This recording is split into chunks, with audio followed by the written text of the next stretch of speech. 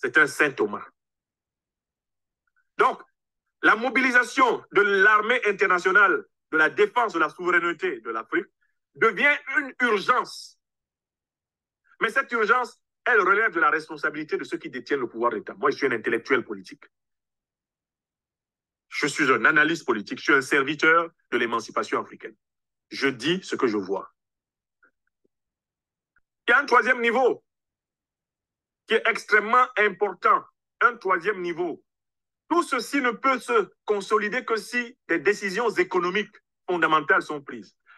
On ne pourra pas mener efficacement la lutte de libération de l'Afrique en continuant à se reposer sur la monnaie néocoloniale française, le franc CFA. Il est temps de supprimer le franc CFA. Il est temps de le supprimer. Il est temps de mettre en place une monnaie ou un système de paiement monétaire indépendant de la Banque centrale des États de l'Afrique de l'Ouest, de la Banque des États d'Afrique centrale. Il faut le mettre ouvertement en place. En Afrique de l'Ouest comme en Afrique centrale. Il faut assumer la rupture avec l'hégémonie du franc CFA, qui est une monnaie néocoloniale et qui est une monnaie anciennement coloniale. Car il va se poser le problème des moyens de paiement. Il va se poser le problème du financement de la résistance. On ne peut pas financer la résistance en comptant sur une monnaie qui est contrôlée par la Banque de France. Ce n'est pas possible.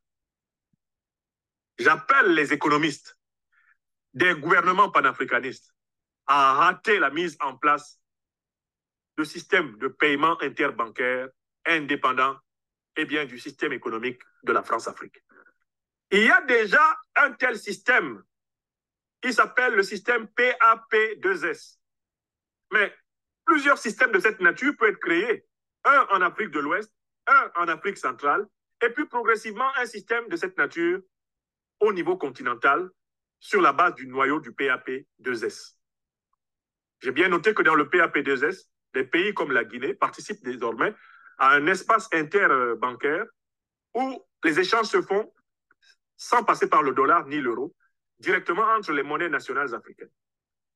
S'il vous plaît, mesdames et messieurs les ministres de l'économie des pays panafricanistes, c'est une urgence absolue. Créer un système de paiement interafricain. Merci à toi, Véronique Ndri. Ça, c'est le deuxième niveau d'urgence.